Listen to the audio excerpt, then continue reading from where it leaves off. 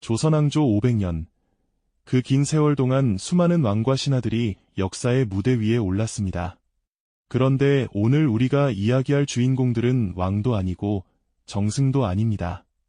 바로 당대 최고의 금기를 깨고 권력의 심장부를 뒤흔들었던 4명의 여인들입니다.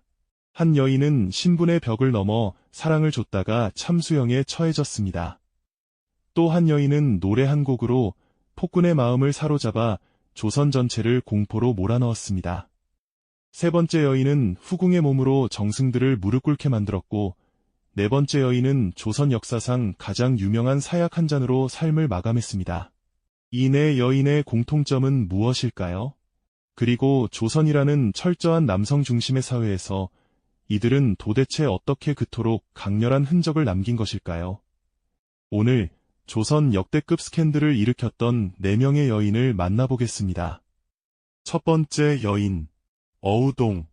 이름만 들어도 조선 사대부들이 치를 떨었던 그 이름입니다.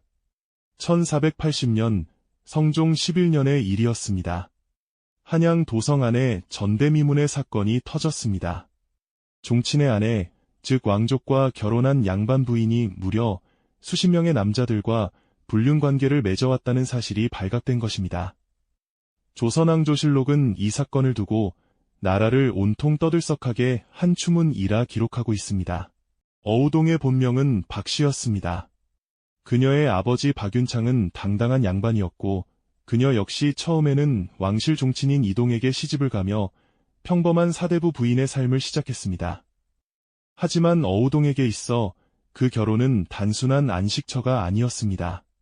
남편 이동은 방탕하고 폭력적이었으며 결국 어우동은 소박을 맞고 쫓겨나게 됩니다. 버림받은 여인. 그것이 어우동의 처지였습니다. 하지만 그녀는 그 자리에 주저앉지 않았습니다. 어우동은 뛰어난 미모와 시문, 그리고 거문고 실력을 바탕으로 자신만의 방식으로 세상을 살아가기 시작했습니다. 문제는 그 방식이 조선의 법도와 완전히 정반대였다는 것입니다. 조선왕조실록의 기록에 따르면 어우동과 관계를 맺은 남성들의 명단은 실로 충격적이었습니다. 관료, 내시, 유생, 심지어 노비에 이르기까지 신분을 가리지 않았습니다. 그 수가 수십 명에 달했다고 전해집니다. 야사에 따르면 어우동은 자신을 찾아온 남자들의 신체에 자신의 이름을 새기게 했다고도 합니다. 물론 이 이야기는 야사이기에 그대로 믿기는 어렵지만 그만큼 그녀의 존재가 당시 사람들에게 얼마나 강렬한 인상을 남겼는지 잘 보여줍니다. 1480년 마침내 이 사건은 성종의 귀에까지 들어갔습니다. 조정은 발칵 뒤집혔습니다. 문제는 어우동 한 사람이 아니라 그녀와 연루된 고위 관직자들이 줄줄이 엮여 있었다는 점이었습니다. 조정의 신하들은 어우동을 극형에 처해야 한다고 목소리를 높였습니다. 반면 일부에서는 본인의 의지로 한 일이니 개인의 문제라는 논리를 폈습니다. 과연 성종은 어떤 선택을 했을까요? 성종은 결국 어우동에게 참수형을 선고했습니다. 1480년 가을, 어우동은 저작거리에서 공개 처형되었습니다. 그녀의 나이 30을 갓 넘긴 때였습니다. 흥미로운 것은 어우동과 관계를 맺었던 남성들은 대부분 유배나 파직 정도의 처벌로 그쳤다는 사실입니다.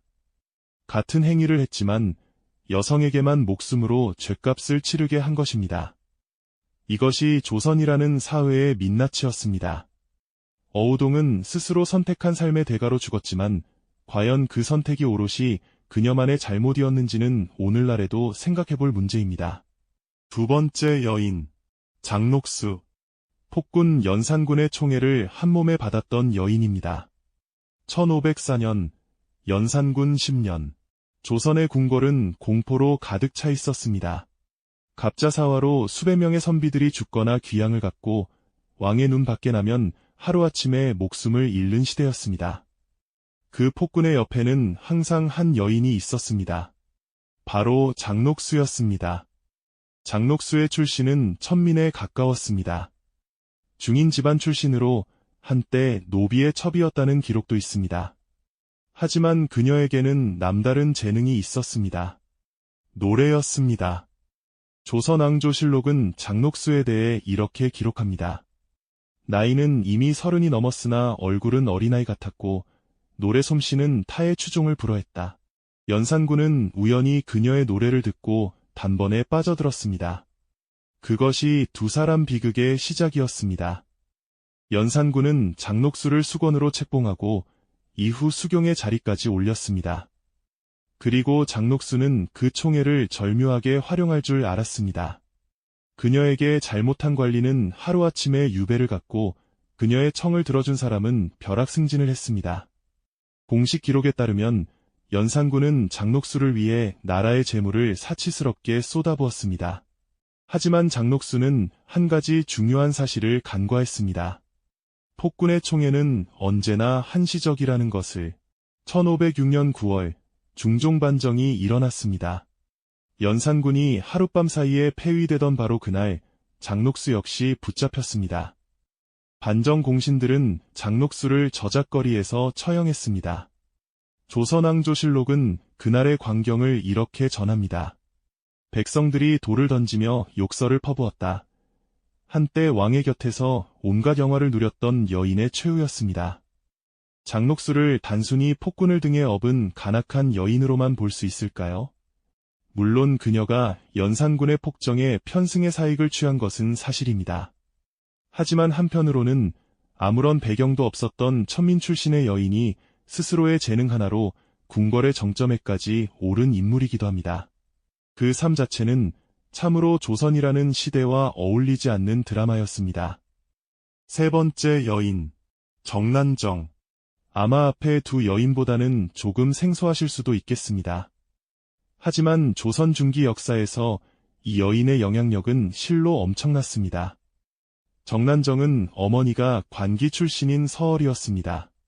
신분의 한계를 타고난 그녀가 눈을 돌린 것은 권력이었습니다. 그녀는 당시 조정에서 막강한 권세를 누리던 윤원영의 첩이 되었습니다. 윤원영은 명종의 어머니인 문정왕후의 동생, 즉 왕의 외삼촌이었습니다. 조선 최고의 권력자 중 한 명이었습니다. 정난정은 단순한 첩이 아니었습니다. 그녀는 윤원영의 정치적 판단에 깊숙이 개입했습니다. 1545년 을사사화가 일어납니다. 이 사건으로 수많은 살인파 선비들이 죽거나 귀양을 갔는데 야사에 따르면 정난정은 윤원영에게 정적들의 이름을 직접 불러 제거를 부추겼다고 전합니다. 확인할 수 없는 야사이긴 하지만 당시 사람들이 그녀를 얼마나 두려워했는지를 보여줍니다. 더욱 놀라운 것은 그 다음이었습니다.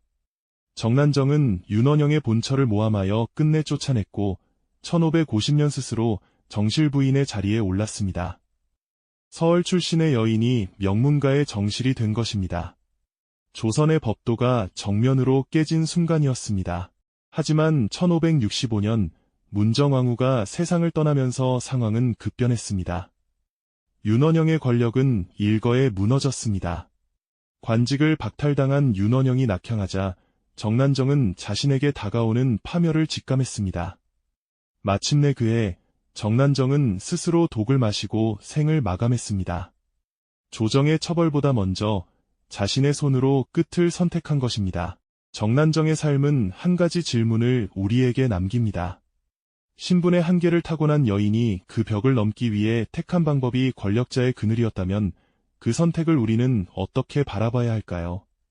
그리고 마지막, 네 번째 여인, 장희빈. 이 이름은 아마 오늘 4명의 여인 중 가장 많이 들어보셨을 것입니다. 드라마로도, 영화로도 수없이 다시 태어난 인물. 하지만 실제 역사 속 장희빈은 우리가 드라마에서 보았던 것보다 훨씬 더 복잡하고 훨씬 더 인간적인 여인이었습니다. 1688년, 숙종 14년, 조선 궁궐에 아이 울음소리가 퍼져나갔습니다. 후궁 장씨가 왕자를 낳은 것입니다. 이 왕자가 바로 훗날의 경종입니다. 하지만 바로 그 순간 조선 정치는 거대한 소용돌이 속으로 빨려 들어가기 시작했습니다.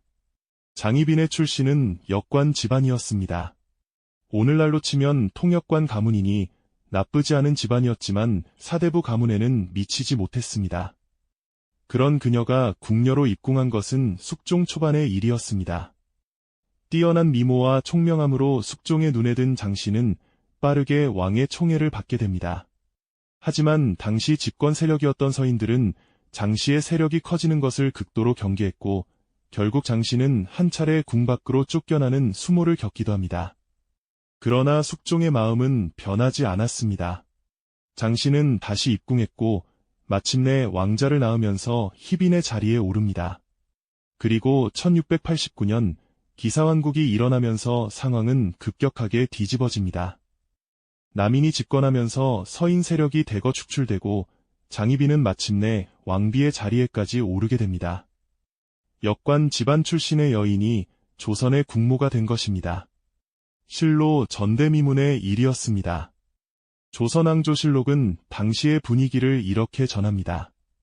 조야가 모두 놀라 진정할 수가 없었다. 그만큼 장희빈의 왕비 책봉은 당시로서는 상상하기 어려운 사건이었습니다. 하지만 장희빈에게 있어 왕비의 자리는 끝이 아니라 또 다른 싸움의 시작이었습니다. 숙종의 마음은 다시 흔들리기 시작했습니다. 이번에는 무수리 출신의 최씨, 훗날의 숙빈 최씨였습니다.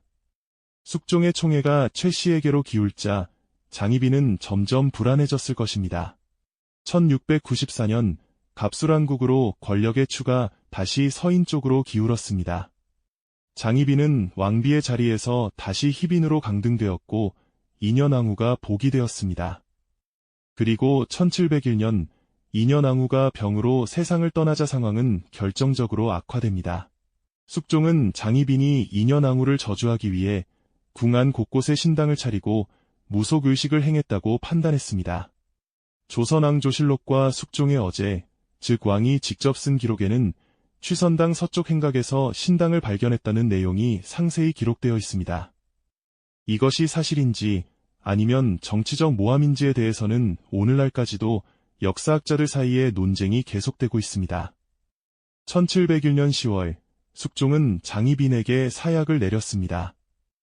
조선 역사상 왕비의 자리까지 올랐던 여인이 사약을 받은 것은 장희빈이 유일합니다.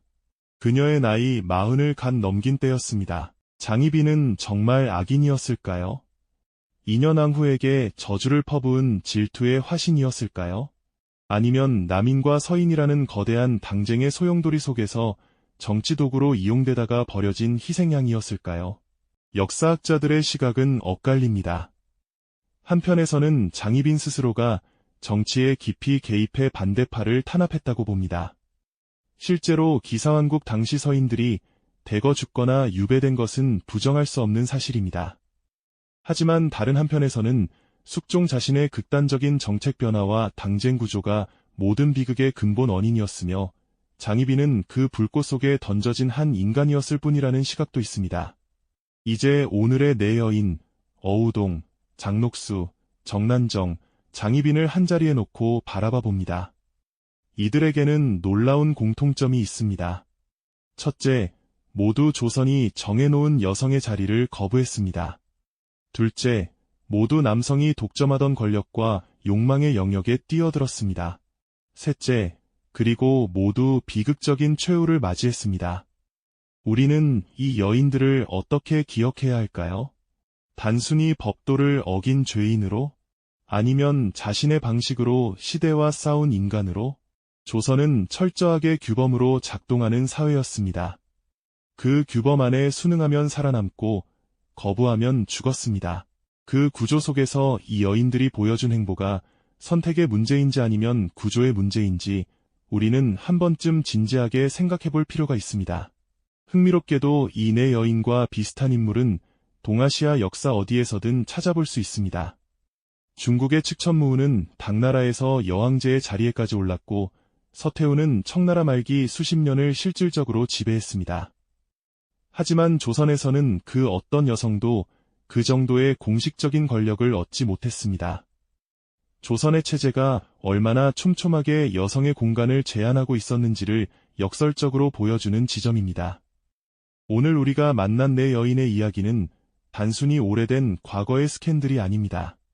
그것은 어느 시대, 어느 사회에서나 반복되는 질문을 담고 있습니다. 규범을 어긴 자는 반드시 처벌받아야 하는가? 그 규범이 처음부터 불평등하게 설계된 것이라면 그 처벌은 정의인가? 권력 옆에 선 사람은 권력의 공범인가? 피해자인가? 여러분은 어떻게 생각하십니까? 어우동, 장녹수, 정난정, 장희빈. 이 네 여인 중 가장 안타깝게 느껴지는 인물은 누구인가요? 혹은 가장 이해하기 어려운 인물은요? 댓글로 여러분의 생각을 남겨주세요. 다양한 시각이 모일수록 역사는 더 풍부해집니다. 오늘 영상이 재미있고 유익하셨다면 구독과 좋아요 부탁드립니다.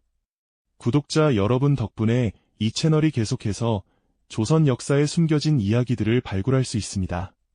다음 시간에는 또 다른 인물로 찾아오겠습니다. 감사합니다.